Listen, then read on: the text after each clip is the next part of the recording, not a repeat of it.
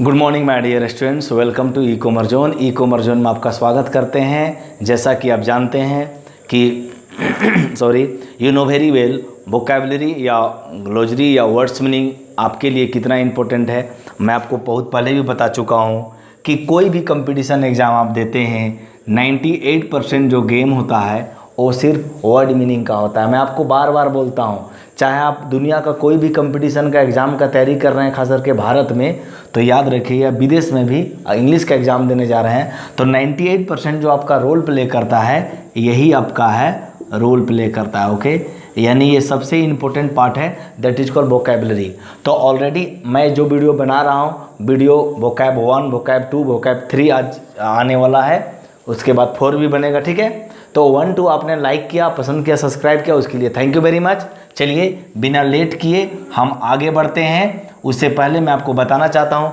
Kindly ई commerce zone को like करें, subscribe करें, शेयर करें और ज़्यादा से ज़्यादा लोगों तक इसको पहुँचाएं, क्योंकि इसमें आपको अकाउंट, बीएमटी, आपका इकोनॉमिक्स और इंग्लिश का बहुत सारे वीडियोज अवेलेबल है। More than 275 videos are available in e commerce zone. तो आप इसका फ़ायदा उठा सकते हैं बिल्कुल। इसके लिए 1 रुपये आपको देने की ज़रूरत नहीं है। चलिए मैं बिना देर किए हुए मैं बात करता हूँ। टॉपिक है वर्ड पावर रूट वर्ड्स। ठीक है, तो वोकैब 3 चल रहा है, अभी मैं बात करूँगा। इसमें मैं आपको बता रहा हूँ, मैंने आपको बताया था, इसे प्रीवियस वाले वीडियो जाकर देखेंगे वोकैब 1 और 2, तो आपको पता चलेगा। डिसेक्शन मेथड से, डिस माने क्या होता है, अलग करना, सेक्ट माने काटना, अलग अलग करके वर्ड को काट काट करके मतलब मैं पढ़ाता हूँ। ये दुनिया का सबसे साइंटिफिक अप्रोच है, साइंटिफिक मेथड है कोई भी वोकैबुलरी याद करने का। याद रखिएगा, keep one thing in your mind, it is one of the most beneficial approach entire English literature, जिसमें बहुत अच्छा आप वर्ड मीनिंग को समझ सकते हैं और कभी जीवन में आपको नहीं भूलिएगा। एक से बहुत रूट वर्ड तो जानते होंगे, इससे मैं पहले डिस्कस किया हूं। तो चलिए आइए मैं बात करता हूं। ये आपका है एनाल्जेसिक, एनाल्जेसिया। पहला आपने वर्ड लिया एनाल्जेसिया, तो एन का माने क्या हुआ, विदाउट हो गया। ALG अगर जहाँ रहेगा उसका मतलब पेन होता है, दर्द होता है, और IA रहेगा तो वो नाउन होता है। ओके, तो मैंने क्या कहा, इसका मतलब क्या हुआ, ये हो गया the loss of the ability to feel pain. ठीक है ना, तो क्या मतलब है एनाल्जेसिया। देखिए एन लग गया माने उल्टा हो गया। मैंने आपको बताया था बच्चे, किसी भी वर्ड के पहले देखिएगा ANT, एंटो या मैल या DYS डिस या DIS डिस या अन या इर, अगर इस तरह का रहेगा ना तो वह वर्ड क्या हो जाता है, नेगेटिव हो जाता है। क्या हो जाता है, नेगेटिव हो जाता है। ऑलरेडी मैं इसी का बता रहा हूँ, तो आप भी इसको देख लेंगे और इस सबको उतार लेंगे, काफ़ी अच्छा आपके लिए हो जाएगा। ओके, नाउ नेक्स्ट में आपको मैं क्या बोल रहा हूँ, ध्यान देंगे कि यहाँ पे बोल रहा है the loss of the ability to feel pain. मतलब क्या हुआ कि लॉस माने खो गया, एबिलिटी माने क्षमता, क्या, फील पेन, पेन फील करने का क्षमता क्या हो गया, खो गया। तो that is called analgesia. Analgesia इसको पढ़ते हैं। नेक्स्ट वर्ड आपका रूट वर्ड मैंने 10 वर्ड्स में पर डे लेता हूँ। ठीक है, इसमें आपका क्या है, मैंने लिखा है एनाल्जेसिक। देखिए ये एनाल्जेसिया और ये एनाल्जेसिक है। An means without, ALG means pain, यहाँ भी सेम है। IC, जहाँ भी IC रहेगा मैक्सिमम क्या होता है, एडजेक्टिव होता है। नाउन आप जानते होंगे, वर्ब, एडवर्ब, एडजेक्टिव, आप प्रीपोजिशन, तो ये आपका IC रहेगा तो एडजेक्टिव को डिनोट करता है। ठीक है, तो यहाँ क्या होगा, a drug that relieves pain, इसको बोलते हैं दर्दनाक औषधि। और हम इसका सिनोनिम्स जानते हैं, ये सिनोनिम्स मैं ऐसे लिखता हूँ, इसका मतलब पेन किलर। आप जब आपको बहुत ज़्यादा दर्द होता है, कहीं एक्सीडेंट हो जाते हैं, तो आप पेन किलर लेते हैं, that is called analgesic. Okay, analgesic याद रखिएगा, एनाल्जेसिया या एनाल्जेसिक। नाउ थर्ड बच्चे, थर्ड में मैं आपको बताऊं एनार्की। देखिए अभी मैं आपको बताया कि एन माने क्या होता है, नोट होता है। और कहीं भी अगर बच्चे देखिए यहाँ पर क्या रहेगा, ARCH आर्क रहेगा या ARCH आर्की रहेगा, इसका मतलब होता है रूलर। ओके, रूल या रूलर, ठीक है, यानी गवर्नमेंट, सरकार। तो अगर कहीं पर AN लगा है का मतलब क्या हुआ, यहाँ पर नहीं है, यानी कोई गवर्नमेंट नहीं है। जैसे गवर्नमेंट नहीं है, जैसे कभी कभी क्या होता है ना, किसी भी देश में, जैसे मिस्र में आप जानते होंगे मिस्र का राजधानी काहिरा है, ठीक है। तो वहाँ पर क्या हुआ, लॉलेसनेस हो गया था, जिसमें वहाँ पर जो गवर्नमेंट था उसको मार करके मोबोक्रेसी हो गया, ठीक है। तो यहाँ पर एनार्की का मतलब क्या हुआ, कोई भी गवर्नमेंट नहीं है। जैसे बहुत सारे गांव होता है या बहुत सारे शहर होता है, एकदम तहलका मचा देते हैं गुंडा लोग, ठीक है ना, दैट इज कॉल्ड एनार्की, ठीक है ना। तो पेंडेमोनियम वाला सिचुएशन होता है कि कोई भी इसका मालिक नहीं रहता है। थाना में एफआईआर करने जाइएगा, कोई एफआईआर नहीं लेगा, जहां जिसको जो करना है वो कर रहा है, कोई गवर्नमेंट नहीं है, कोई डीसीएसपी का कोई फंक्शन नहीं है, दैट इज कॉल्ड एनार्की, ठीक है। तो एनार्की एक गवर्नमेंट का प्रकार है। जब मैं पढ़ाऊंगा तो इसको मैं डिटेल पढ़ाऊंगा, बट आपको ये भी वर्ड जान लेना चाहिए, बहुत इंपॉर्टेंट वर्ड है। लॉलेसनेस मतलब क्या हुआ, कोई भी वहां पर गवर्नमेंट नहीं है। नाउ एनेक्डोट, ये तो बहुत इंपॉर्टेंट वर्ड है और मेरे लिए मेरा ये फेवरेट वर्ड है एनेक्डोट, ठीक है ना। तो एनेक्डोट का ऐसे तो हिंदी होता है, इसका बच्चे चुटकुला देख रहे हैं, चुटकुला, ठीक है। इसका मतलब क्या था, एन मीन्स नोट और एडॉट, एडॉट का मतलब क्या होता है, पब्लिश, ठीक है ना। तो ये पब्लिश्ड एक नाउन है, ठीक है। Short amusing story about some real person और इवेंट, ठीक है। तो मान लीजिए कुछ ऐसा चीज़ होता है ना, जब आप मान लीजिए कहीं घर से निकलते हैं तो कुछ इस तरह से कुछ हो जाता है आपके साथ, कुछ अम्यूजिंग चीज़, मतलब प्लीजिंग टाइप का, तो आप उसको बोलते हैं एनेक्डोट्स, ठीक है। क्लियर हो गया ना। तो इसको हम बोल सकते हैं चुटकुला, और इसको हम दूसरे रूप में भी बोल सकते हैं, छोटी छोटी आपकी जो है ना स्टोरी भी होती है। एनेक्डोट्स का मतलब अगर इसमें मैं एनेक्डोट्स बोल रहा हूँ तो छोटी छोटी स्टोरी जो आपको आपके जीवन में, जब आप मतलब जीवन लाइवलीहुड अपने कर रहे हैं या कुछ भी काम कर रहे हैं, तो ऐसा होता है कि जब आप उस काम को कर रहे हैं तो छोटी छोटी कहानियाँ भी बन जाती है, that is called anecdotes. But anecdote means चुटकुला होता है, ठीक है। तो ये भी आपको छोटी छोटी स्टोरी जो है ये आपको, तो स्टोरी और चुटकुला में ज़्यादा अंतर नहीं, आपसे रिलेटेड छोटी छोटी कहानियाँ, ठीक है, तो उसको हम चुटकुला के रूप में ही बोलते हैं, और ऐसे तो इसका हिंदी चुटकुला होता है, ठीक है। तो नेक्स्ट में है एनोनिम। आपको मैं बताया कि एन का माने क्या होता है, एन का माने क्या होता है, ऑपोजिट, मतलब उसका ऑपोजिट है। देखिए नीम का माने नेम होता है, क्या होता है, नीम का मीन्स नेम होता है। हालांकि मैंने यहाँ ओनम लिखा है, लेकिन ये नीम का माने नेम होता है, ठीक है। और ये एक नाउन है, तो क्या हुआ, विदाउट नेम, इसको अज्ञात, इसको आप जानते होंगे, इसको हम अनोनिमस भी बोलते हैं। एनोनिमस का माने क्या होता है, अज्ञात, ठीक है ना। तो याद रखिएगा एनोनिमस, आप जब कभी कोई पोएम वगैरह पढ़ते होंगे ना, या किसी का स्टेटमेंट पढ़ते होंगे, तो नीचे लिखा रहता है कि ये किसने कहा, तो नीचे लिखा रहता है अज्ञात ने कहा। अज्ञात कोई पर्सन नहीं होता है, कोई भी व्यक्ति पर्सनैलिटी बोल देते हैं, उसी को हम लिख डालते हैं। क्लियर हो गया ना, आर यू गेटिंग में। नेक्स्ट में हम बच्चे 6th में देखते हैं, एनोसिमिया। एनोसिमिया का मतलब क्या होता है, देखेंगे ध्यान से।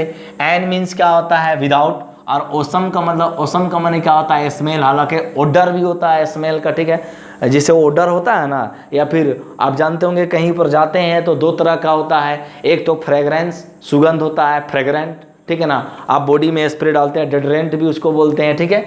तो इस तरह से आप देखेंगे तो ये स्मेल का माने क्या होता है, नेगेटिव वर्ड होता है, बेकार, जो दुर्गंध, ठीक है।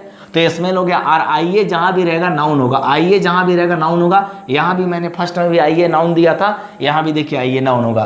तो loss of sense of smell, सूंघने की शक्ति नहीं होना, एक प्रकार की ये बीमारी है, ठीक है ना। आपका जो ये जो नोज का कैपेसिटी होता है वो अगर लॉस हो जाता है तो दैट इज कॉल्ड एनोसिमिया, ठीक है। एनोसिमिया इसको बोलते हैं। नेक्स्ट में बच्चे 7th नंबर आएंगे, एपैथी। मेरे ख्याल से ये भी बहुत इंपॉर्टेंट वर्ड्स है। देखिए इंपॉर्टेंट वर्ड्स में से एक है एपैथी। ए मीन्स जानते हो ना आप, ए या एन मतलब विदाउट होता है या नहीं, नोट, ठीक है। और पैथिक मतलब बच्चे यहाँ पर मैं जो है ना स्पेलिंग थोड़ा सा स्पेलिंग है, एपैथी, ठीक है। तो ए मीन्स क्या होगा, विदाउट हो गया, और पैथिक मतलब क्या होगा बच्चे, मैंने लिखा है फीलिंग्स, ठीक है। तो फीलिंग्स मतलब क्या हुआ, नाउन हो गया, ठीक है। तो इसका मतलब हुआ अब्सेंस ऑफ फीलिंग और इमोशंस, उदासीनता। अब आपको मैं 3-4 डिफरेंट वर्ड बताता हूँ एपैथी से रिलेटेड, ठीक है। आप जानते होंगे बच्चे, एक होता है सिंपैथी, यहाँ पर मैं लिख देता हूँ सिंपैथी, ओके, और एक होता है एम्पैथी, ओके। तो अंतर क्या, देखिए सिंपैथी माने सहानुभूति और एम्पैथी के माने होता है समानुभूति। तो ये ज़्यादा स्ट्रोंगर वर्ड है सिंपैथी से, ठीक है। तो जैसे आप किसी का वजन कम करना चाहते हैं, किसी कोई आदमी वजन कम करना चाहता है, तो आप उसके प्रति बहुत ज़्यादा सोच रहे हैं, that is called empathy. But हाँ आप सोचते हैं हाँ कम होना चाहिए, नॉर्मल सोचते हैं, दैट इज कॉल्ड सिंपैथी, ठीक है। अब इसमें ना ये व्यक्ति सिंपैथी होता है, ना व्यक्ति ये एम्पैथी होता है, ना ये एंटीपैथी होता है, ये व्यक्ति एपैथी होता है। एंटीपैथी का मतलब क्या होता है, पैथी मतलब फिर से फीलिंग है। जैसे आपके घर में कोई मतलब आप रास्ता चल रहे हैं, कोई भी माने गिर के मर रहा है या फिर मतलब गिर गया है, तो आप उसको हॉस्पिटलाइज कर देते हैं, दैट इज कॉल्ड आपका सिंपैथी या इम्पैथी बोल सकते हैं। बट क्या है ना कि वो ना ही इम्पैथी होता ना सिंपैथी ना एंटीपैथी, ये एपैथी है। एपैथी मतलब ना प्लस ना माइनस, ठीक है, न्यूट्रल ये रहता है, ठीक है ना प्लस सोचता है ना माइनस होता है, ना नेगेटिव सोचता है ना पॉजिटिव सोचता है, उदासीनता, ठीक है, न्यूट्रल होता है। तो इसको बोलते हैं इनडिफरेंस, बहुत इंपॉर्टेंट वर्ड है, और इसको बोलते हैं इनसेंसिटिविटी।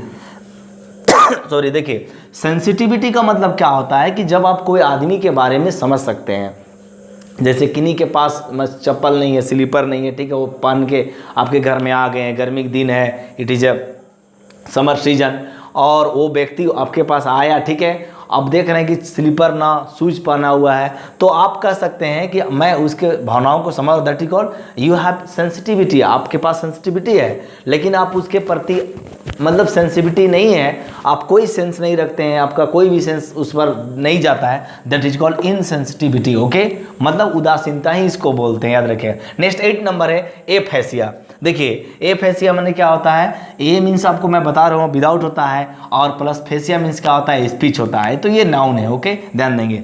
तो इनएबिलिटी, इन लग गया माने उल्टा हो गया, एबिलिटी माने ताकत, पावर, इनएबिलिटी टू अंडरस्टैंड और प्रोड्यूस स्पीच, ठीक है ना, बोल नहीं पाना, ठीक है, तो इसको बोलते हैं अनस्पीकेबल, मतलब बोल ही नहीं पा रहे हैं, ठीक है ना, बोल ही नहीं पा रहे हैं, तो इसको बोलते हैं नॉट एबल टू स्पीक, कुछ भी बोलने के लिए मतलब एबल नहीं होना, ठीक है, मतलब पावर नहीं है, ठीक है, दैट इज कॉल्ड एफेसिया, एक प्रकार का ये भी बीमारी है, ठीक है। नेक्स्ट में क्या है, अफोनिया। अफोनिया मीन्स क्या होता है बच्चे, देखिए ए मीन्स विदाउट हो गया, फोन मीन्स साउंड, आप जानते होंगे फोन मीन्स साउंड होता है, और जब हम दूर से बात करते हैं तो उसको टेलीफोन बोलते हैं, दूर से हम लिखते हैं तो टेलीग्राम होता है, उसको टेलीग्राम भी बोलते हैं, और क्या बोलते हैं आपको, टेलीग्राम तो होता है, और एक ग्राम मतलब लिखना होता है ना, और जानते होंगे टेलीग्राम भी होता है, देखिए मैं बता रहा हूँ, टेलीग्राम भी होता है, और जानते होंगे एक टेलीग्राम और टेलीग्राफ होता है, एक होता है GRAPH ग्राफ। ओके,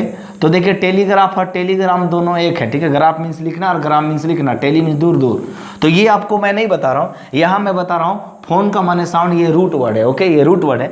अब देखिए आइए नाउन हो गया, मैं बार बार बोल रहा हूँ आइए नाउन, तो loss of voice due to injury, तो ये भी एक प्रकार का समझ जाइए कि बीमारी है, ठीक है ना, ये भी एक बीमारी है कि loss of voice due to injury, आपको कहीं पर चोट लगी है, due to brain, you know, due to बोल सकते हैं, due to BRAIN brain, DAMAGE damage. Okay, तो ड्यू टू ब्रेन डैमेज, जब आपका ब्रेन डैमेज हो जाता है तो आपको एफोनिया हो जाता है, ठीक है, उम्मीद करता है आपको समझ में आया होगा। Aphonia type of disease due to brain damage. Next 10th number, this is the last but not the least, 10th word of the day, that is called aphotic. A means without, phot means light, the last but not the least, ठीक है, मतलब ये हुआ कि ये last है, लेकिन ऐसा नहीं है कि ये खत्म हो गया वर्ड मीनिंग। वर्ड मीनिंग का तो खैर खजाना है और रबो खरब वर्ड मीनिंग है, ठीक है, तो उसमें मैं भी उतना कॉम्पिटेंट नहीं हूँ कि मैं सब वर्ड मीनिंग को मुंजबानी पढ़ा सकता हूँ, ठीक है। अपहोटिक कोई भी नहीं पढ़ा सकता है वर्ड मीनिंग, ठीक है, वर्ड मीनिंग बहुत बड़ा समझिए ओशियन है, ठीक है। तो आपको मैं बता रहा हूँ फोटो मीन्स क्या होता है, फोट मीन्स लाइट होता है, ठीक है, प्रकाश, और IC आप जानते होंगे एडजेक्टिव को दिखाता है, that is called without light, ठीक है, या लैक ऑफ लाइट बोल सकते हैं फोटिक। तो इसको हम डार्केंड भी बोलते हैं, डार्कनेस भी बोलते हैं, और डिंजी भी बोलते हैं, DINGY डिंजी, और इसको डार्कनेस भी बोल सकते हैं, ठीक है। तो आपने देखा बच्चे कि अभी आपके समक्ष में 1 से लेके 10 तक मैं आपको वर्ड मीनिंग बताया। उम्मीद करते हैं आपको ये समझ में आया होगा। अगर काइंडली आप इसको पसंद करते हैं तो काइंडली लाइक करें, सब्सक्राइब करें और शेयर करें, और ज़्यादा से ज़्यादा लोगों को बताएं ई-कॉमर्स जोन जो हमारा चैनल है। तब तक आपको मैं यही आपसे मैंने उम्मीद करता हूँ कि आप अच्छे से रहें, हेल्दी रहें, स्वस्थ रहें। Thank you very much, have a great day.